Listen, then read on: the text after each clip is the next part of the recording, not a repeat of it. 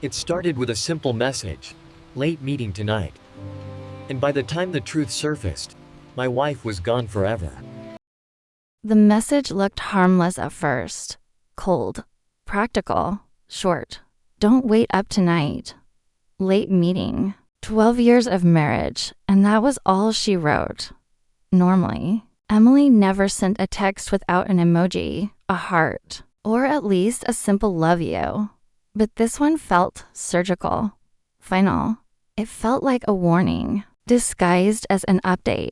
I stared at her words from my Seattle office, trying to convince myself that the unease twisting in my gut was just irrational paranoia. A busy attorney like her was bound to have late meetings. It was part of the job. Yet, something felt deeply wrong, and I knew it. I decided to drive home early that night. I planned to surprise her with her favorite pasta, a simple carbonara she loved. Maybe we just needed a quiet evening together, the kind we hadn't managed to have in weeks. Maybe even months. But when I got home, the house was empty. I turned on the lights. Walking through the quiet rooms, we had built our life in the rooms we'd renovated, argued over, and cherished. Tonight, it all felt strangely hollow, like a museum of a life that was no longer mine. Then I stepped into the bedroom. Her perfume lingered in the air,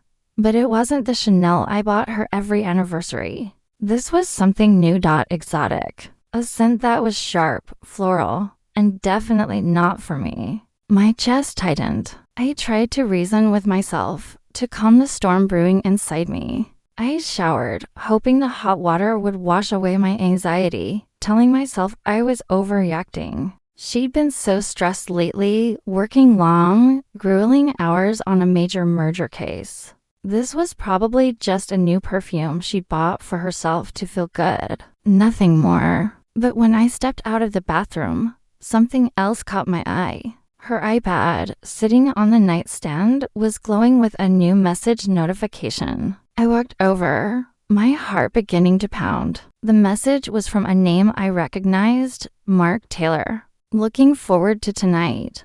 Same place. My hands started to tremble. Mark, the new senior partner at her firm she'd been praising repeatedly. Sharp, charismatic, inspiring, she'd called him. An uneasy feeling turned into a cold dread. With shaking fingers, I unlocked her iPad and opened their conversation. My world tilted on its axis. It was all there. Inside jokes I didn't understand. Plans for late-night dinners I knew nothing about. And then, the final blow mentions of our restaurant. La Fiora. The place where I'd proposed. The place she'd always called ours.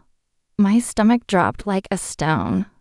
Driven by a desperate need for confirmation, I opened the location sharing app we'd installed years ago for safety.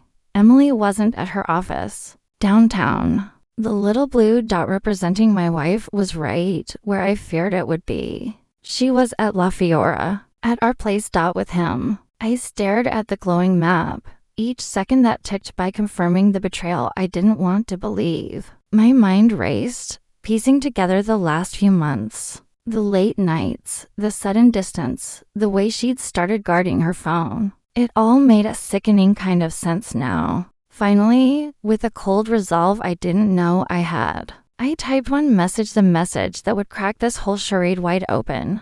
Hope you and Mark enjoy the dinner. Her response came back instantly. A flurry of texts. What? What are you talking about?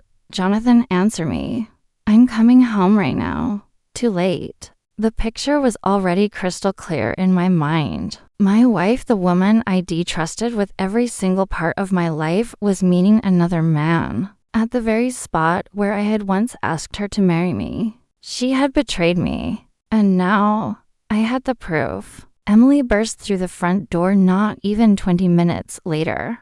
Far too fast to have driven from her downtown office. But just the right amount of time if she'd been at La Fiora, just a few miles away. She stood in the kitchen, breathless, wearing a tailored gray suit I'd never seen before. New lipstick, new perfume, She looked like a new woman. Jonathan, she said, her voice tight and controlled.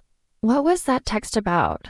I just looked at her, really looked at her, for what felt like the first time in ages. I saw the flash of guilt in her eyes before she buried it under that lawyer-like composure she was so good at. You weren't at the office, I said, my voice quiet but firm. Her jaw twitched. A tiny crack in her perfect, impenetrable mask. I had dinner with clients, she shot back. At La Fiora, I asked, my gaze unwavering. And was Mark one of those clients? She swallowed hard. I saw her mind working, searching for an escape route. You checked my location? That's incredibly invasive. That's what she was focused on.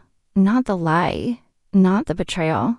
It was so typical of her, attack the angle, not the truth.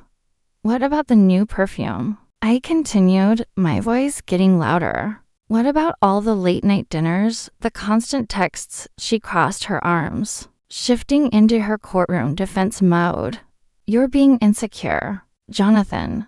You're being jealous and completely irrational. I laughed. It was a cold, humorless sound that echoed in the silent kitchen. Irrational, I said. Then explain this.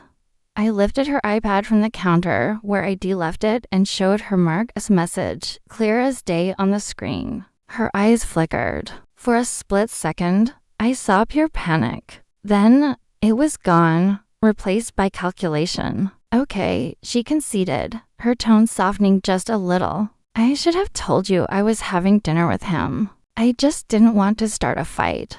A fight. That's what she called it. I felt a surge of anger. Hot and raw. Is that also why you kissed him in the parking lot? My voice cracked on the last few words. I hadn't actually seen it, but I said it anyway. It was a gamble, a shot in the dark based on the story my gut was telling me. And from the look on her face, I knew I had hit the mark. The color drained from her cheeks. Her carefully constructed facade finally crumbled, leaving behind the raw, undeniable truth of her betrayal. In that moment, the woman I married disappeared, and all that was left was a stranger standing in my kitchen. Our home was no longer a sanctuary.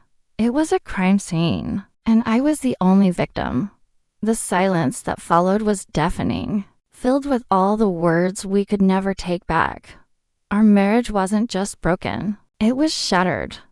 And I knew, right then, that there was no going back.